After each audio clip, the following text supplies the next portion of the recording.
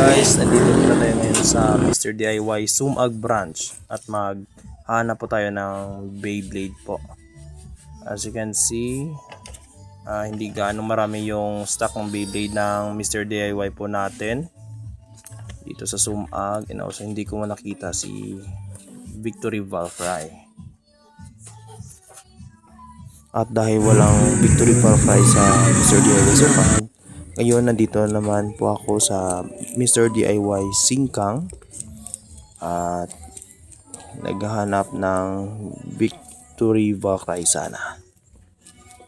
Okay. At dito meron toys section, and okay, nakajackpot po tayo. Merong isang natitirang Victory Valkyrie. Yung box niya ay hindi gaano mabuti yung condition kasi mukhang pinilit na binuksan, pero kompleto naman po yung inclusion po. Kunin na natin and then bibilhin para ma-unbox na natin. Okay, ito po siya. Ito po yung Victory Valkyrie na mapapanood nyo sa season 1 ng Beyblade Burst.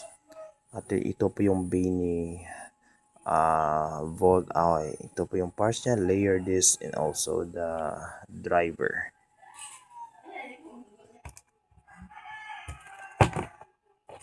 Yung inclusion po nito is, syempre nandito po yung Beyblade po natin na si Valkyrie, and then yung launcher po, kasama po yung grip. Ibuksan po natin. I already installed the stickers sa Victory Valkyrie po natin para mas makita po natin yung mga details if kung anime accurate ba tong Beyblade na ito. And then ito pala yung kanyang drivers. Hindi pala ito yung drivers ng Victory Valkyrie kasi yung drivers po nito based on the anime is yung variable driver. And then yung driver po nito na kasama is yung para kay God Valkyrie, yung sa season 2 po. Okay, let's combine na po natin yung mga parts po nito para may try po natin kaagad. Okay, ito na po siya. And also, yung click po is maganda po. Hindi ganong stiff, hindi naman ganong smooth yung kanyang pag-glide ng driver, and also the lock.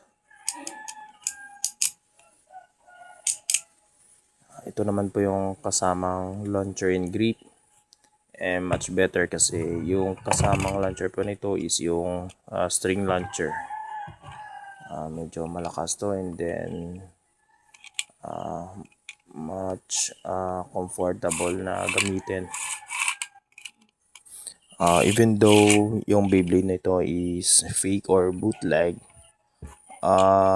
maganda naman po yung kanyang performance and also the launcher. Okay guys, thank you for watching and please like and subscribe.